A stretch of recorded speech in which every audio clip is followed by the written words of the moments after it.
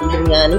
इसके लिए हमने ली है 3 प्याज, ये तेज पत्ते 2 से 3, 2 कप उबले हुए छोले, 1 टेबलस्पून अदरक लहसुन का पेस्ट, 15 हरी मिर्चें क्रश हुई भी, 1 टेबलस्पून कुटा हुआ धनिया, 1 टेबलस्पून कुटी हुई सौंफ, ये मिक्स गरम मसाला है जिसमें 2 इलायची, 10 लौंग, 10 ही काली मिर्चें, 2 धनिया के फूल, 1 टेबलस्पून सफेद जीरा और 1 टीस्पून काला जीरा। कुटा हुआ गरम मसाला 1 टेबलस्पून, दही आधा कप, इमली 10 दाने, टमाटर 3 अदद, ऑयल 1 कप।